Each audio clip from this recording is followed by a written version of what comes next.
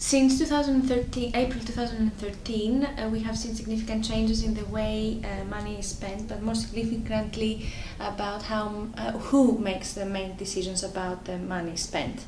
So until April 2013, the decision was down to the primary care trusts run by managers, while after April 2013, it's down to clinical commissioning groups, CCGs as they're called, mainly run by GPs.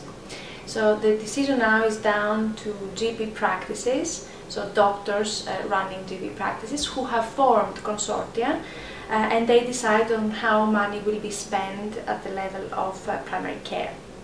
They can be the commissions of care both for private and from public sources.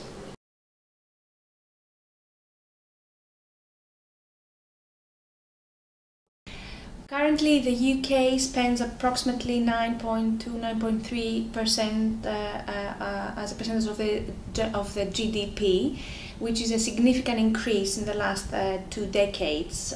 In the late 90s, UK was spending quite much below the OECD average, while it now has reached the point that it's almost on the OECD average expenditure as a percentage of the GDP.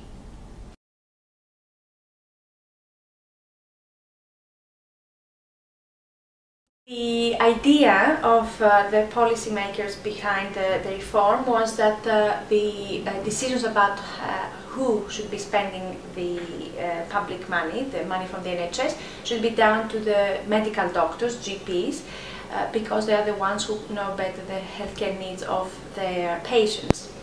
Having said that, the idea was not only that the decision is made at a more local point, but also it was done in a more efficient way.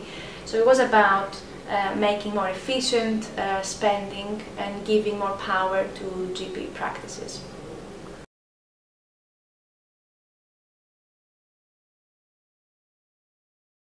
However, and I guess that will be your next question, the problems of the reform were quite a few. The idea of efficiency was there, but it has been not seen as much as it was claimed in the beginning.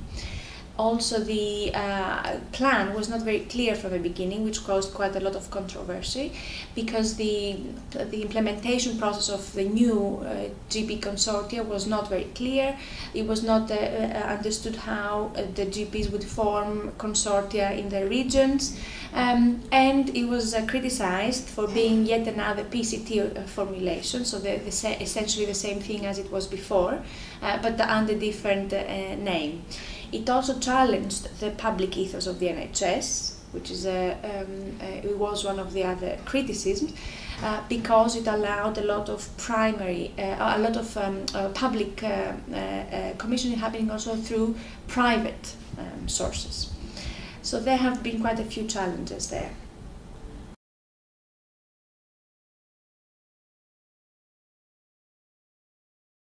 This is also a political issue. The NHS is always one of the main arguments for a political campaign. Don't forget that we are currently entering the last few months before the next election, so clearly the NHS will be there in the political debate.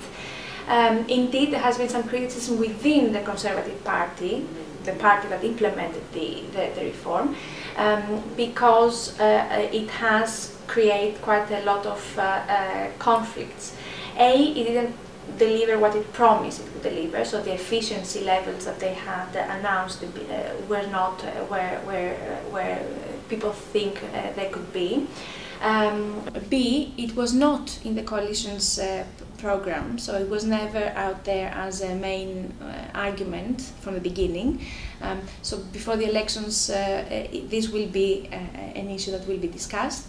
And also because there was a lot of opposition from also both the public and the doctors' associations, the British Medical Association, because it was putting in danger, as I said, the problems, the doctor-patient relationship, as now decisions for medical conditions will be based not only on the medical grounds but also, of course, on financial grounds.